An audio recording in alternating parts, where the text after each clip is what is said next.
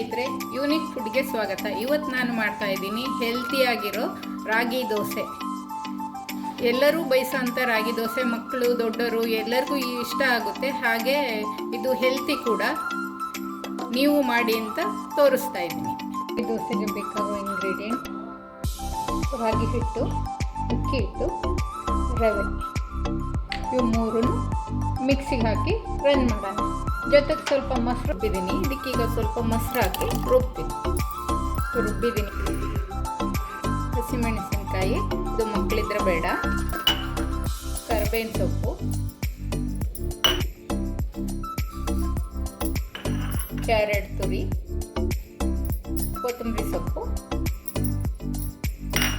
ಉಪ್ಪು, ಜೀರಿಗೆ. ಇದನ್ನು ತಿರುಗಿಸಿ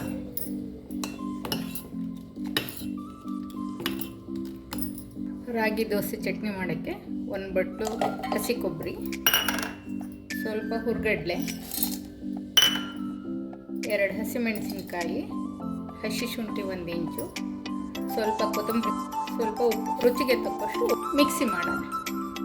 ಚಟ್ನಿ ರೆಡಿಯಾಗಿದೆ.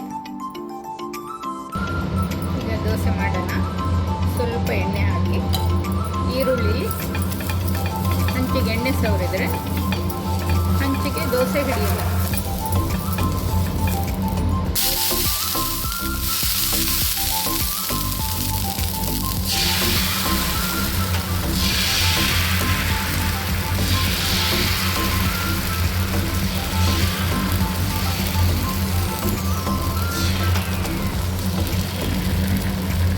ಈ ಥರ ರವೆ ದೋಸೆ ಥರ ಹಾಕಬೇಕು.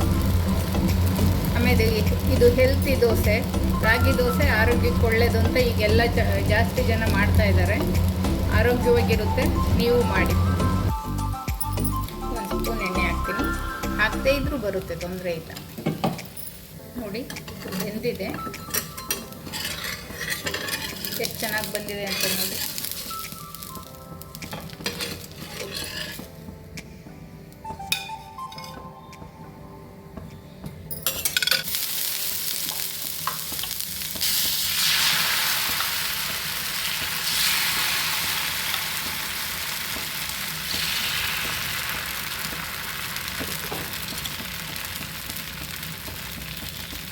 ನೋಡಿ, ಬೆಂದಿದೆ.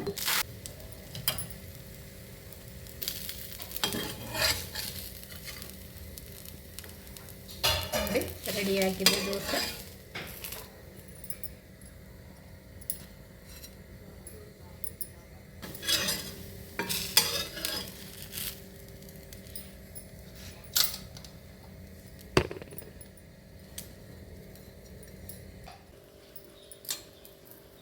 ನೋಡಿ, ದೋಸೆ ರೆಡಿಯಾಗಿದೆ. ಚಟ್ನಿ ಸಾಂಬಾರ ಜೊತೆ ಸರ್ವ್ ಮಾಡ್ತಾ ಇದ್ದೀನಿ. ನೀವು ಮಾಡಿ, ಹೇಗಿದೆ ಅಂತ ಹೇಳಿ. ಲೈಕ್ ಮಾಡಿ, ಶೇರ್ ಮಾಡಿ, ಸಬ್ಸ್ಕ್ರೈಬ್ ಮಾಡಿ. ಧನ್ಯವಾದಗಳು.